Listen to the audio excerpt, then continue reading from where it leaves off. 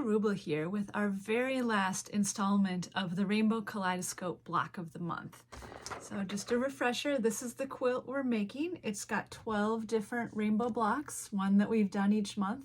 And this month we'll be doing the assembly and adding in the sashing strips, the sashing squares, and the border. And then of course after that there is the basting, quilting, and binding and to finish up your quilt. So the instructions for the assembly look like this. And when you watch the video, I'll be talking in the video about this yellow and gray version from last year. So I'll be talking about the gray sashing strips and the yellow squares.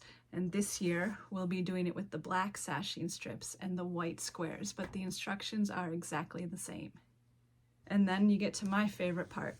I love this border fabric that we chose, and actually the colors for all of the blocks in the quilt came from this border fabric. So this is going to be our border, and the rest of the video will tell you how to put all of the pieces together. I kind of just gave you the overview here, but to get your quilt top finished, and then like I said, you can baste, quilt, and bind it and start using it or give it to a good friend.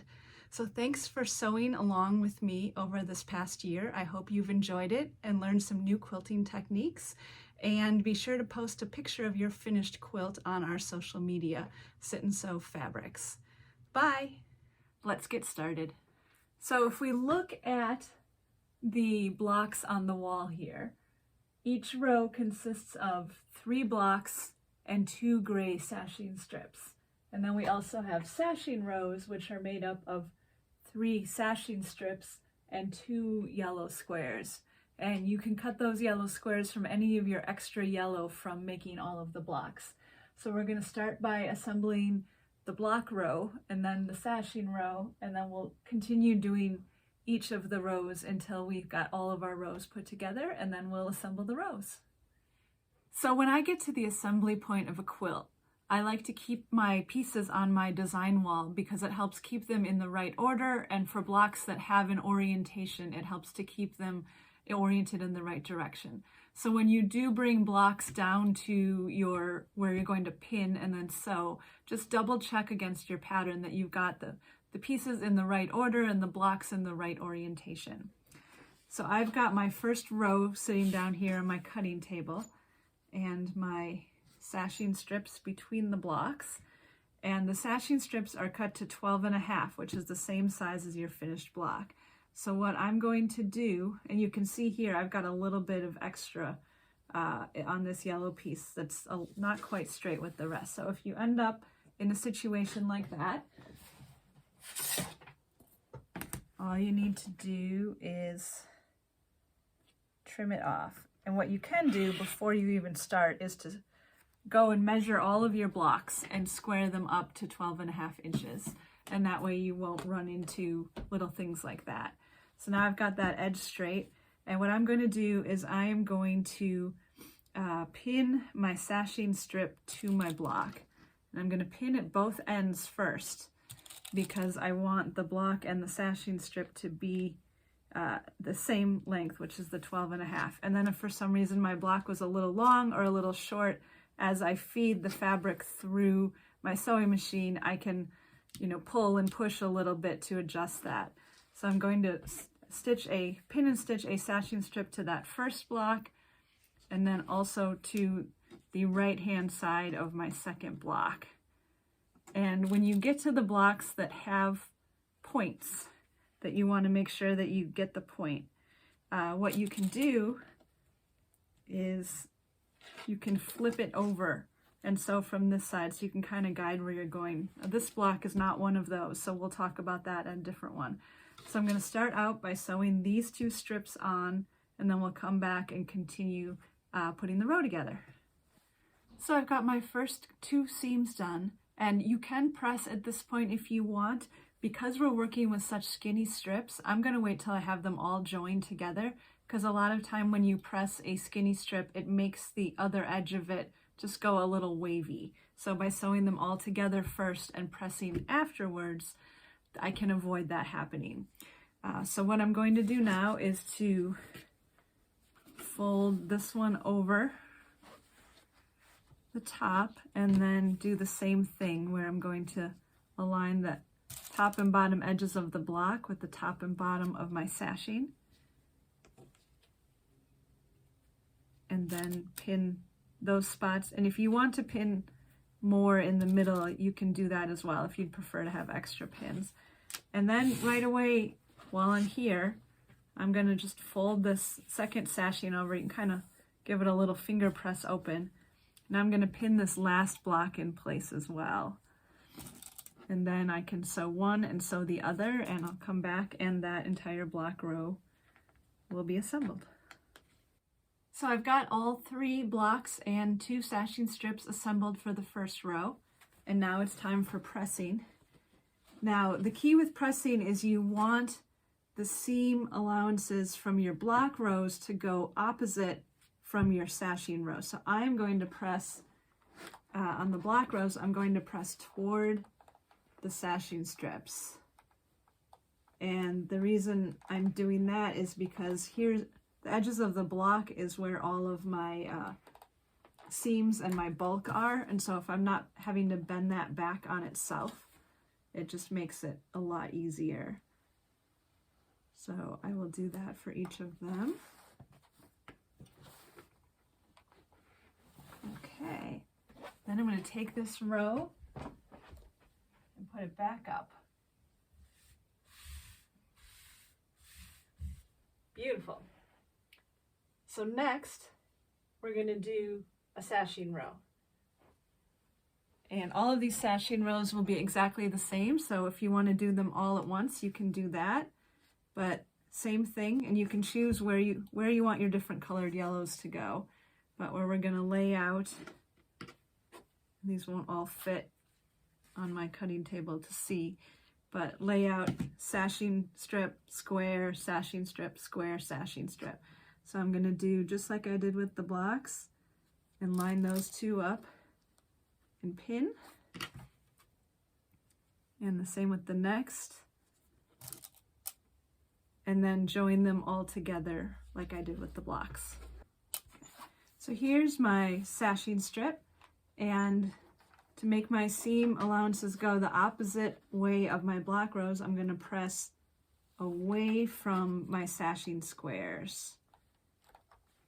And since it's just these little tiny squares, it's pretty quick and easy to do those. And then that way my seams will nest when I go to join the rows together. Okay, let's put this back up.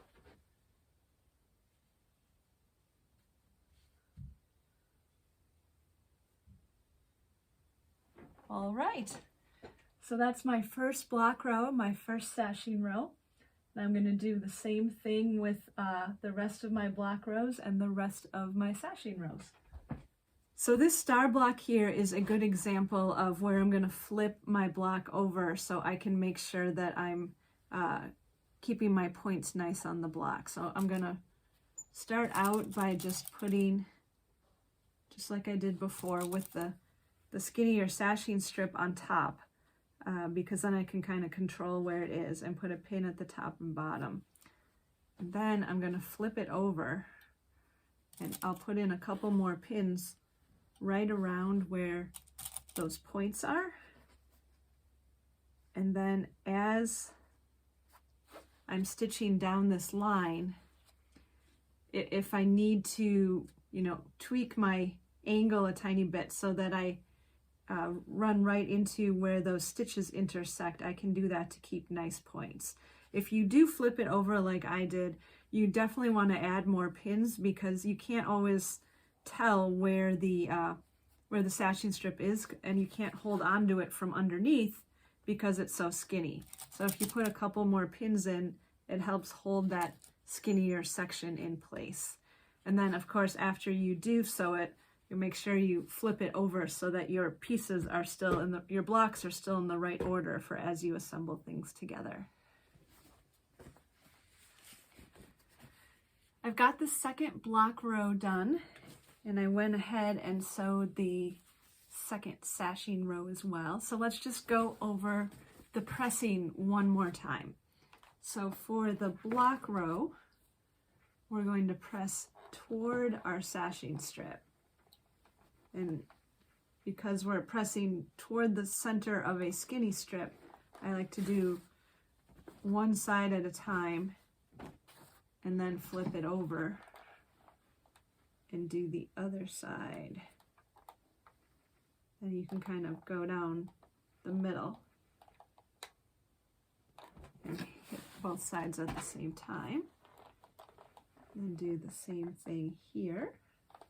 And then for our sashing row, we're going to press toward our gray sashing strips, so away from the yellow circle.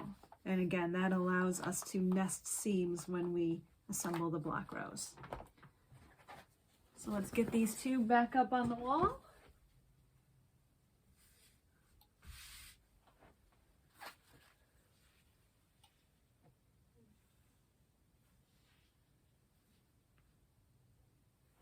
All right, we're halfway done with our quilt center assembly. So we're going to do the same thing for rows 3 and 4 and for the last sashing row as well. I've got row 3 all stitched together. I'm going to add that back to my design wall. And then my sashing row as well. Okay, one row left. And finally, row 4.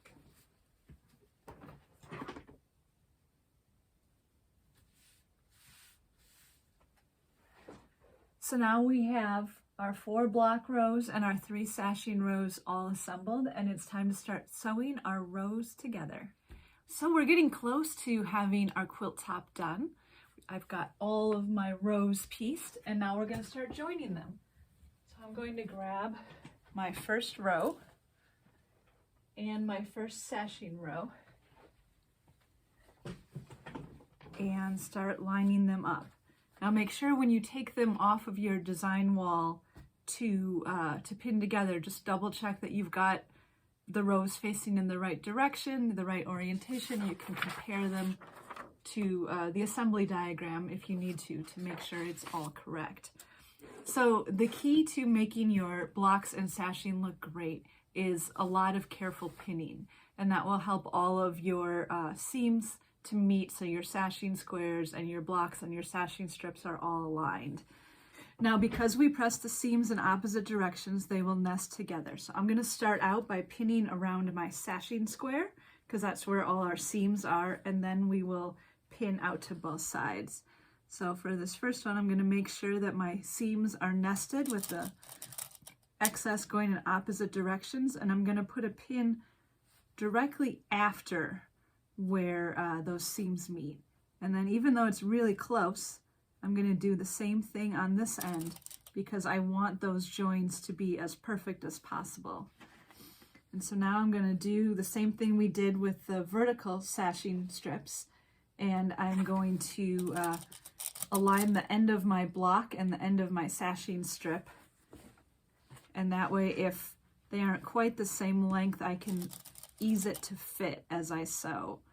So there's a lot to keep track of here because you want to make sure that your pieces all fit together, that your seams match, and that you sew straight. And because at this point we're sewing a lot of things with little pieces together, this is the area where you have the most opportunity to have things not go well.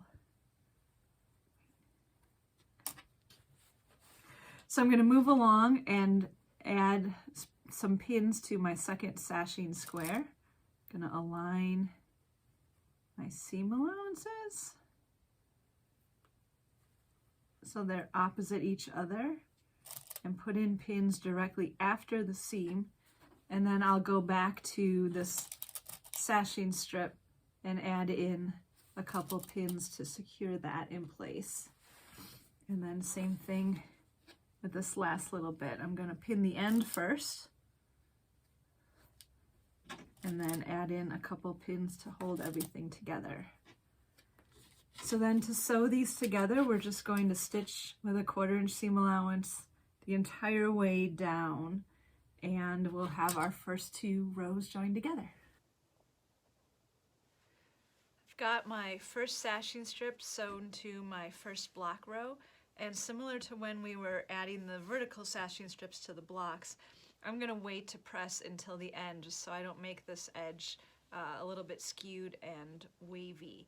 So I'm going to continue in the same way, adding the sashing strips and the blocks together to get my quilt top assembled.